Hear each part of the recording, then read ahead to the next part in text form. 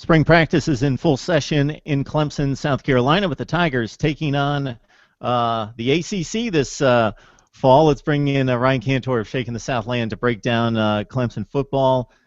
Ryan, of course, Cole Stout was the main reason why most people consider this offense to have struggled much of 2014, but it was also some issues up front. So can you take us through the offensive line and what we might see starting this spring? Yeah, so Isaiah Battle will be the only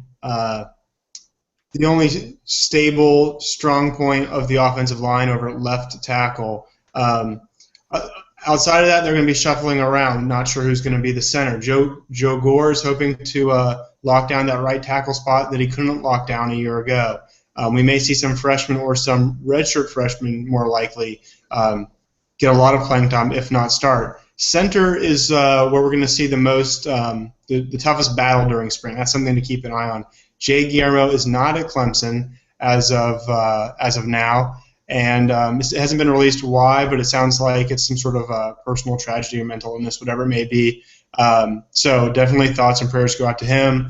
Definitely more important than just the football team. So as for implications for the offensive line, we were really hoping that he would take control of that center spot. Clemson struggled there last year while he was injured. Of course, the bad snap during the Florida State game, but also just poor blocking from center. So Ryan Norton may reclaim that role, but they're also going to try Tyrone Crowder, who is expected to be a guard, probably a right guard. He may get some shots at center. Justin Falcinelli, Zach Giella are others that Dabo Swinney is going to be forced to look at as a starting center. So that's one of the biggest question marks and definitely something to keep an eye on. The offense is loaded with firepower, especially a wide receiver, but it all starts with the offensive line. For as questionable as the offensive line was most of last season, there was no question about the defensive line, and we talked about this before we came on. I was going through the scouting combine for the NFL, and it seemed like the Clemson three deep along the defensive front was there at the NFL Combine. It was just amazing. Of course, everybody knows about Vic Beasley, probably the best defensive lineman in the ACC, if not the entire country. Grady Jarrett was a force at times. Lost a ton off the defensive front. Who are some of those guys that we may see this fall? Yeah, so definitely some huge losses on the defensive line. That's probably the area where Clemson loses the most. Fortunately, they do bring back some talented players. They lost their entire starting defensive line and some backups, but Shaq Lawson, a defensive end, has an opportunity now, playing behind Vic Beasley, behind Corey Crawford before. He's now got a chance to really be the star on that defensive line as a pass rusher, most likely the weak side defensive end.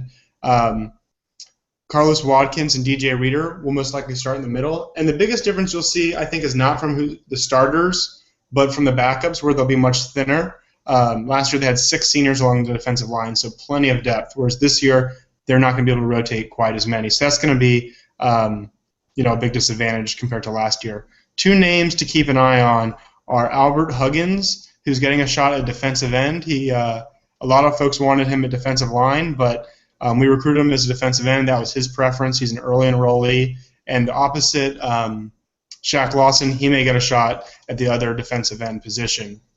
Another name to keep an eye on is Christian Wilkins out of Connecticut. He's not an early enrollee, but he was a very, very big recruit, and on pure talent, he may come in. And I don't expect him to start, barring injury, but I do think he'll have to take some meaningful snaps.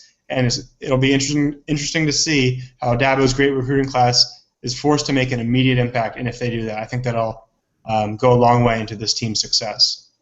Clemson going to Connecticut to grab a player. So the kid's got to be extraordinary to be plucked away from Connecticut to go to Clemson, because, of course, Clemson rarely has to leave the Southeast to bring in a top 10 or 15 class. Ryan Kantor of Shaking the Southland. Let's jump back to the offense. Tight end's been a good position. A lot of prominent players in the past, and not so much last season. Your take on the tight end position? Yeah, I mean, last season was definitely a disappointment. Jordan Leggett led the team in snaps from tight ends. If you check out Shaking the Southland, our editor, Brian Goodison, has a post up where he compares the snaps from different players at different positions. So definitely check that out. But Leggett was the one who got the most snaps at tight end. and he struggled blocking, and he's extremely athletic and has some high upside. But now after 2 years, he still hasn't quite gotten to where we need him to be. We need our tight end to be for the offense to be functioning at its maximum. So I think he's got an opportunity to have another opportunity to have a big year. But if he doesn't, I feel a little bit more confident in our depth because we have 2 redshirt freshmen now coming off their redshirt years, ready to make an impact if he's not ready. One of them is Milan Richard out of Savannah, Georgia. He was a 4-star, highly recruited guy. He is 6'3", 229. He's more of a pass catcher than just a pure blocker. He's not just a thumper, but he's someone who can make a big impact on the offense. And the other guy is Cannon Smith, who's a bigger guy, 6'5", 255, was also a 4-star, according to ESPN.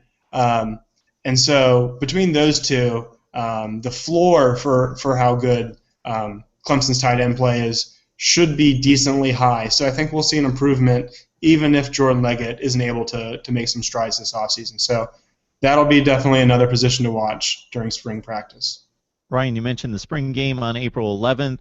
It's more of a scrimmage, maybe not even a scrimmage, a very controlled scrimmage. For most teams, everybody's a little bit different in how they conduct the spring game. Don't know if you've attended. I'm going to ask you that question, if you've gone to the spring game and if there's anything unique about Clemson spring games, if it's worth going to. I've been before, and spring games can be very hot and a bit boring. So if you're going to go, you make a weekend out of it. I haven't checked the schedule for this year, but oftentimes they'll have a home baseball series and make a whole weekend out of it, and that's when it's really fun. So if that's the case, I'll be there again this year.